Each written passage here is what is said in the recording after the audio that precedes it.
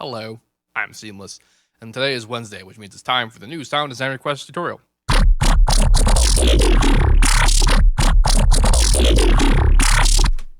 Today is on the track Ebb and Flow by Feed Me. And this sound is more or less, it's pretty much predominant in the entire track. It happens around the whole thing. So it's not typically terribly hard to find.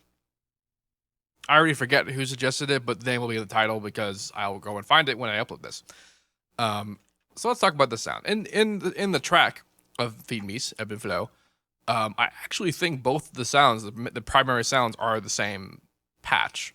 And by what I mean both primary sounds, I mean you have the main sound, which is this guy, kind of that guy, and then you have more modulaty sort of vocoding sounds like that.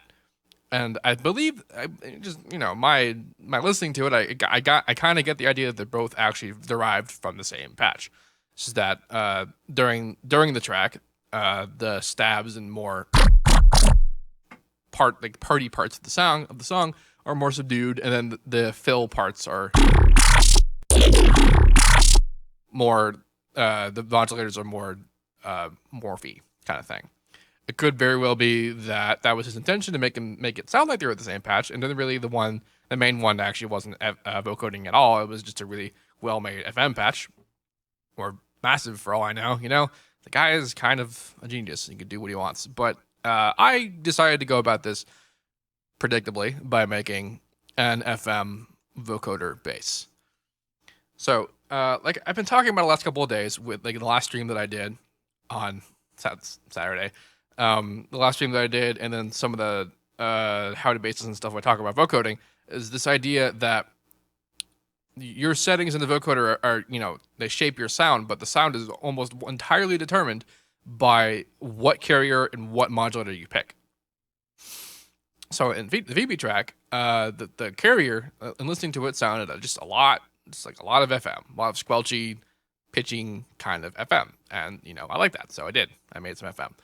And then the modulator could be really just about anything, I brought up that guy who did the Skrillex tutorial that I posted on my Facebook, the J and Mac dude, and the importance of the fact that when he made his sound, he took a vocal rip from that Skrillex track that we being the community of producers, are more or less certain that was what he used as the modulator for his sound. I don't know if they used that as a modulator at that pitch, but of course you can change that in Vocodex, so who cares?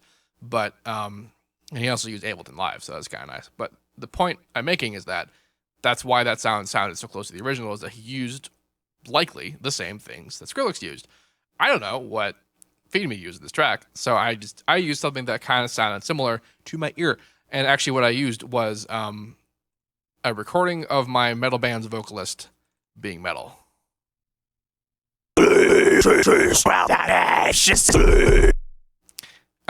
As you can see, this is all one audio file, but it's jumping around. This is because I'm not going to actually give you the whole audio file of the modulator. I'm going to give you what I end up using to make just this sound, because that's basically a stem from one of my metal band tracks, so I'm not going to give that to you. But this should be enough to get you kind of an idea of what the modulator sound like that I end up using. And of course, it's not to say that you need to use this particular thing. I basically want to impart onto you the idea that if you have just this carrier and this modulator, you're going to get a very limited palette of sounds. Even if you have the best control over Vocodex parameters, you're still going to have a very limited palette of sounds. And if you want to change your palette, you need to literally change your palette. You need to get a different carrier and a different modulator, and you will get drastically different sounds. But enough about that. Let's talk about how this is built. So I used an FM carrier, which sounds like this.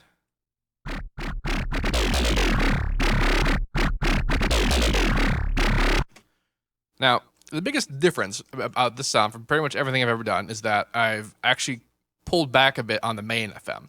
So this is built like any of my normal sounds, where I have an output oscillator being modulated by a triangle wave, and then also a high harmonic, and then the high harmonic is being modulated by an output oscillator frequency, not the same output oscillator. But the depth of the FM is more or less determined by the fundamental tone that's FMing the output oscillator, which in this point is operator 2, and I actually kind of pulled it back a bit. This is what it sounds like without a pullback. And here's a little pullback.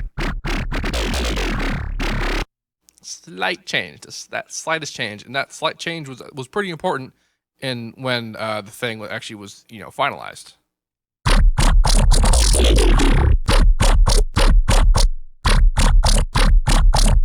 So that's what's up with that. You might have noticed, however, when I was looking at this, that there's some funkiness going on in operator 4 here. We got this weirdness happening. This is because I tried to attenuate some of the sameness aspect of the sounds because in my FM sounds, again, this is a very standard version of my usual FM stuff where I oscillate the high harmonic by a secondary FM. If I did just have a sine wave doing it, that sound it gets really familiar. Like if you're familiar at all with my work, that should sound extremely familiar. And that's because that's what the usual squelchiness sounds like when you modulate something like that. And so I decided to attenuate this by sort of introducing additional harmonics into what would normally be just a basic sine wave, and it kind of screws with the waveform. And it's still squelchy, but it's diffuse a little bit. It's the tiniest bit of diffuse, and that's why I did that. So over here, I also turned on the high harmonic on the second oscillator and the oscillation tab, which would normally be this. But the reason why I did that is because when I set everything to be at pitch ratio 2, the high harmonic maximum that you can get is ratio 64. These days, this is actually based on an older patch of mine. These days, what I do, I move everything down to 0.25 as a result of that one guy that had the other Skrillex tutorial where he did something similar and he moved it down to 0.25. Because if you play the keyboard, it's very high pitched, and then 0.25 would basically move the keyboard preview down to where the actual bass is supposed to be. And in also doing that, we have higher pitch options because the high harmonic then would be ratio 8. Being that this is pitch ratio 1, I went to the octave, which is the second harmonic option here in the oscillator tab, and that would make the equivalent of 64 be 32. And I went up 38, which is slightly just a bit higher than that original pitch ratio 64, which is 5 octaves higher than the fundamental. That's what's up with that. Put you back into operator to the carrier. So I showed you what my carrier sounded like. Let's go to the vocoder. So over here in the modulator pitch shift, I turned the pitch down a little bit, and I messed around with the shape just to taste. I messed around until it sounded good. What's the real important thing about the sound, though, is this the unison that I used here. Now, what unison does, in the grand scheme of things, is you add additional voices and you change the pitch of the individual voices, and you get this kind of watchy sort of sound happening.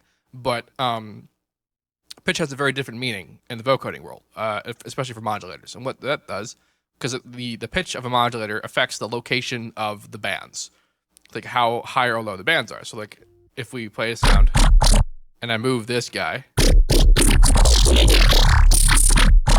you can see that the bands get higher or lower based on like where the location is. And of course, it's also being affected by this and all that jazz. But what the unison does, kind of the same thing. It spreads the pitch value of the modulator's application to the sound, application to the bands, and that spreads basically like the peaks and stuff of the bands. We can kind of show what that looks like.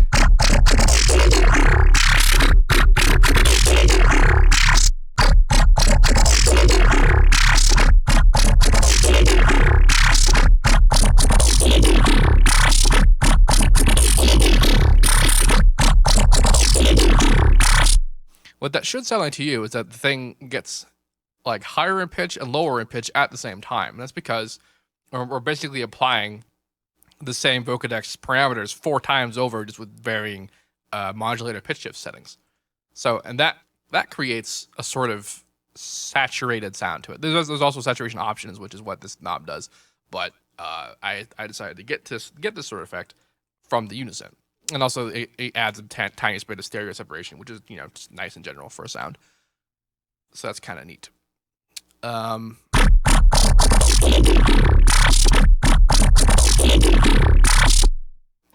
Other settings that I use, like the order and the bandwidth and how many bands I use and stuff like that, that's all, again, set to taste. A pretty important part of this is that I have the carrier turned up all the way, but the low pass is pretty low. This is, to reinforce your sound with bass, because the carrier is, of course, the original bass. And then I'm messing with those all with a Maximus, just compressing it so that everything is pretty much the loudness is supposed to be. And then finally some EQ, which again is to taste and would not be relevant, just dropping into a track. You need to change this to fit your track, kind of thing. But you would know that because you're a producer. Yeah, so this was my attempt at Feed Me's Ebb and Flow. It's not 100% on the ball, but it's pretty well in the ballpark. It's pretty super duper. It's the related sound. That's what it's for. If you have any questions about this, let me know. The FLP for this will be in the description of the upload. And as usual, have a nice day. Have the nicest day.